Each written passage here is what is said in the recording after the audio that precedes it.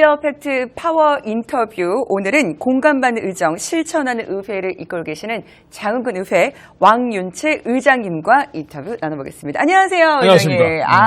의장님. 예. 오늘도 좀 온화하는 미소가 참 돋보입니다. 네, 감사합니다. 네. 먼저 우리 또 영상을 보고 계시는 분들께 인사 한 말씀 부탁드리겠습니다. 정말 사랑하는 우리 장국민 여러분, 또 미디어 팩트 시청자 여러분 반갑습니다. 공감받는 의정 실천하는 의회 전 의원님과 우리 직원들 혼연일체돼서 장국민의 대의기원으로서 최선을 다하고 있습니다. 그 어느 해보다도 이 구대에 와서 올해 진짜 성과들이 많아요. 네. 네. 한 말씀 부탁드릴게요, 먼저. 저희들이 공감받는 의정 실천을 하려면은 뭐 말로만 그래서는 안 되고요. 네. 첫째는 원칙과 합리적이어야 됩니다. 원칙과 그다음에 창의적 가치를 창출하기 위해서 연구를 많이 해야 됩니다. 공부를 해야 되겠죠. 그다음에 일단 국민들에게 신뢰를 주고 책임을 질 수 있는 그런 의회인데 저희들이 국민들한테 부여받던 임무를 충실하기 위해서 정말 성과라고 보면은 저희들이 입법 활동, 그죠? 입법 활동 잘해야 되지 않습니까? 그 다음에 행정을 정말 좀 저희들이 견제 감시하는 기능, 그 다음에 이제 가장 중요한 민원 해결 그런 기능들을 많이 해야 됩니다. 맞아요. 그래서 이제 먼저 그 입법 활동에서 우리 장흥군 조례가 약 한 570개 정도 됩니다. 그렇게나 많아요, 조례 570개? 조례하고 규칙이 그 정도 되는데 지금까지 지방자치 30년 사이에 정비를 한 번도 안 했어요. 진짜 30년 새 한 번. 예. 그래서 저희들이 구대에 의해서 지금까지 법령 상위법에 맞지 않는 거, 그다음에 유명무실한 법도 있을 거 아닙니까? 그다음에 법령상 근거가 없는 내용, 이런 내용들을 총망라에 정비를 했습니다. 그 연구 모임이 리커버 연구단체. 그래서 전문가를 저희들이 영입을 해서 전문가와 의원들이 정말 우리 자치법규를 이번에 정비를 해서 집행부에 송부했습니다. 그러면 이제 집행부에서 그거를 가지고 자기들이 그를 다시 점검을 해서 의회에 다시 우리한테 의안 제출하면은 그때 의원들이 다시 정말 개정안에 대해서 의결하는 그런 조건이 남아 있고요. 그다음에 이제 평상시 우리가 그 지방 행정을 견제 감시하는 것은 무슨 군정지나 사무감사 때 군정지는 61건 했고요. 그다음에 사무감사 때는 뭐 180건의 진리사항을 집행부에 시정 요구를 했습니다. 그다음에 이제 민원 현장 같은 데는 저희들이 그 민원 현장에 나타나면 예를 들어서 뭐 안양면에 돈사 문제가 좀 시끄러웠습니다. 그럴 때 저희 의원님들이 총동원해서 현장에 가서 정말 주민들 목소리를 듣고 저희들이 대안을 찾아서 정말 행복한 복지사회가 되도록 그런 역할을 했다. 그다음에 뭐 태양광 이격거리 당시 민원인들이 많이 발생을 합니다. 거기 현장도 저희들이 빠짐없이 다녔다. 이렇게 말씀을 드리겠습니다. 그러니까 진짜 이 공감을 받고 실천을 한다. 이게 보이는 게 그 570개의 어떤 뭐 근거 없는 규제, 뭐 조례, 뭐 법규 이런 것들 30년 만에 싹 다 재정리를 하신 거잖아요. 뺄 건 빼고 넣을 건 넣고 그렇죠. 이렇게 해서 정비를 하시고 그렇게 해서 실제도 민원이 발생하다 그러면 현장을 또 찾아가시는 것도 실천을 하시고. 야, 이 구대에 와서 정말 그동안에는 없었던 정말 새로운 역사를 많이 써내려 가신 것 같습니다. 그래서 그런지 축하할 일 있잖아요. 이 진짜 지방의회 우수사례 경진대회에서 무려 대상을 쏴서 대상을. 근데 저는 솔직히 잘 모르겠어요. 지방의회 우수사례 경진대회 실제 참석을 하셨잖아요. 얼마나 많은 의회에서 이렇게 또 공모를 했고 거기에서 어떤 단계를 좀 거치셨는지. 지금 그 행정안전부에서 광역의회나 지방자치의회를 대상으로 혁신이라든지 행정의 우수한 점을 사례를 발표를 해라 이렇게 공문이 왔습니다. 일단 전국 단위네요, 일단은. 그 전국에 243개 지방의회가 있습니다.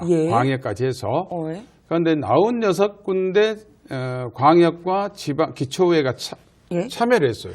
아, 96개. 예. 그러니까 243개 중에 96개가 그렇죠. 참여를. 예, 그래서 이제 거기에서 1차, 2차 서류 심사를 17군 지방의회가 통과를 해서 예.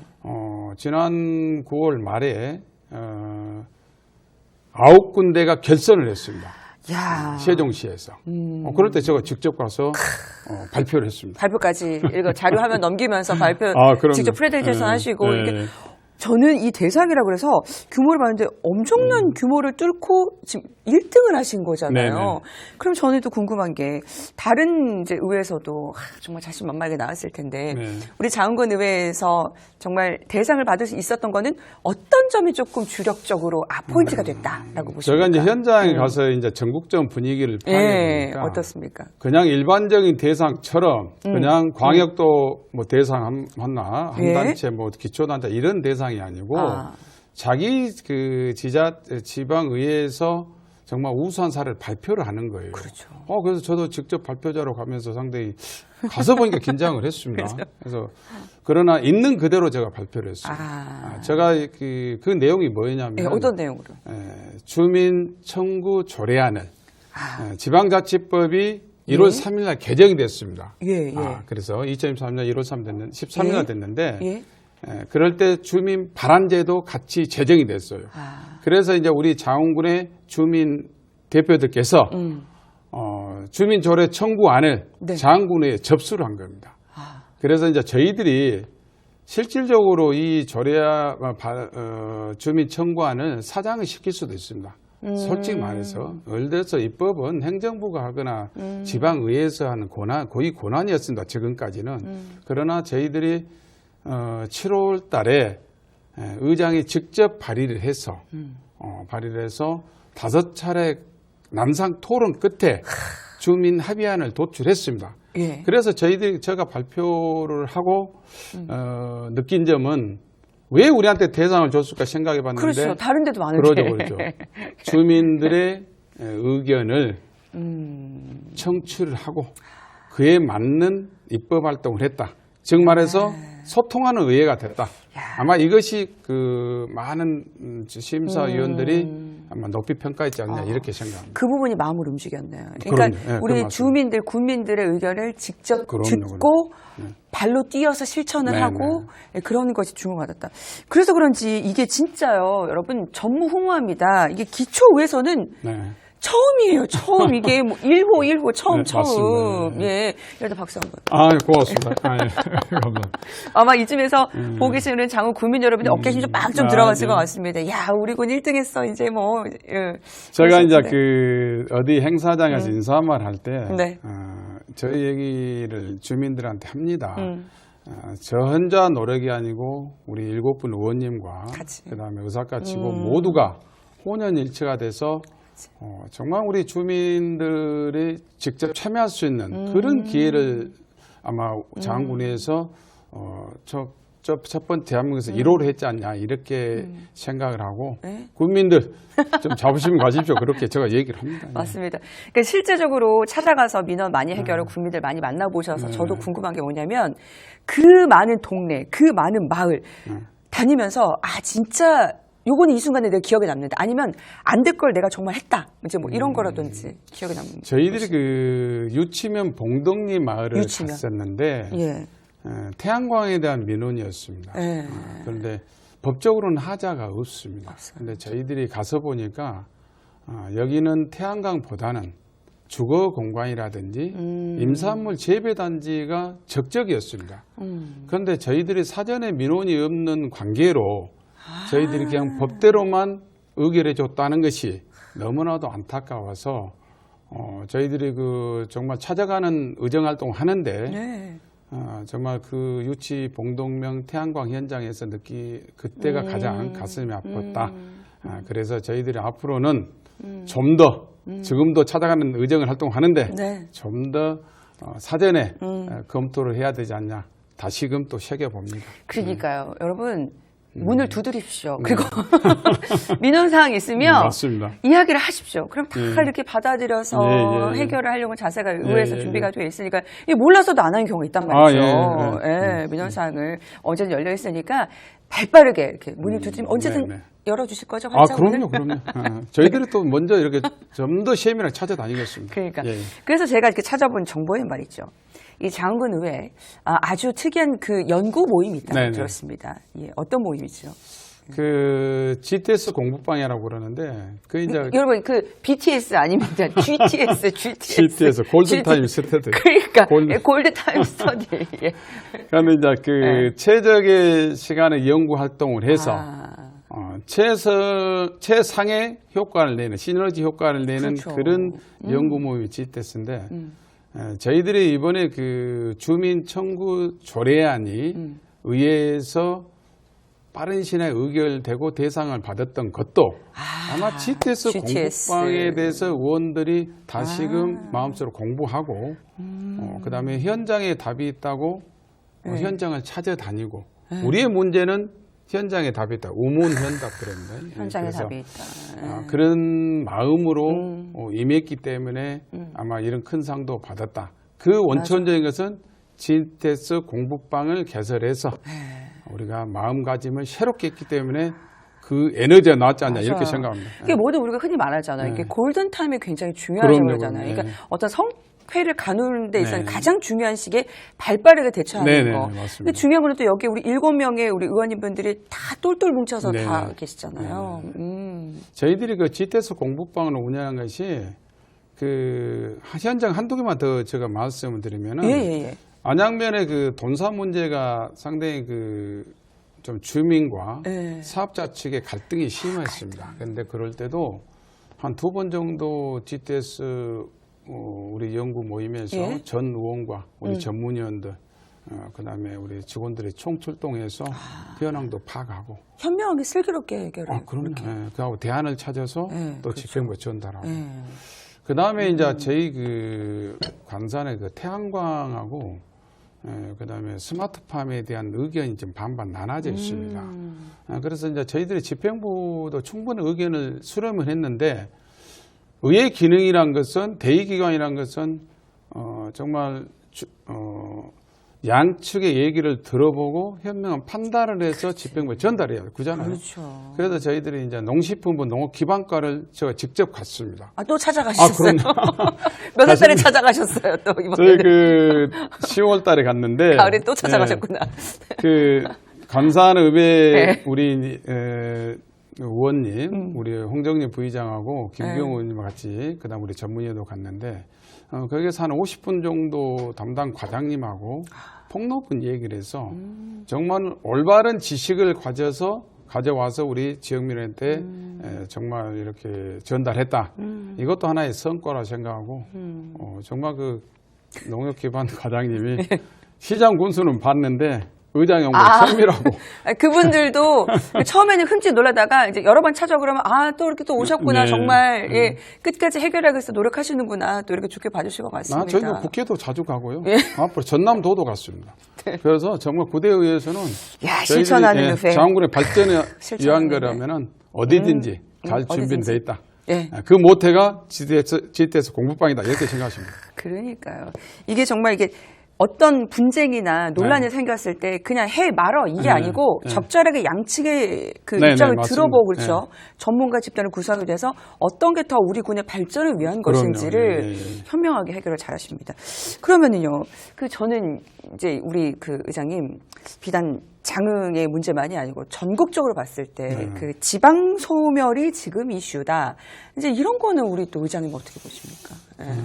저는 의정 활동을 14년부터 시작했습니다만은 인구 감소, 지방 소멸은 그때까지 그렇게 심화되게 매스컴을 타지는 않았는데 우리 장흥군에가 인구 지원 조례가 있습니다. 인구 증가 지원 조례가 있는데 거기에 많은 예산을 좀 투입을 해야 된다 이런 것도 있고 그다음에 이제 그 인구 정책, 출산 장려 이런 내용을 10년 전부터 이제 대안으로 제시를 했습니다만은 지방자치에서 해결할 사항들이 아니에요. 지금 갈수록 보니까. 그래서 인구가 감소하고 청년 인구가 돌아가지 않고 그다음에 신생아가 태어나지 않고 이런 여러 가지가 복합적으로 어울려서 지방 소멸 위기가 왔잖아요. 그래서 네. 지방 정부에서 할 수 있는 것은 예산을 편성하거나 정책을 위반할 때 과연 이 정책이 인구하고 어떤 상관관계가 있는가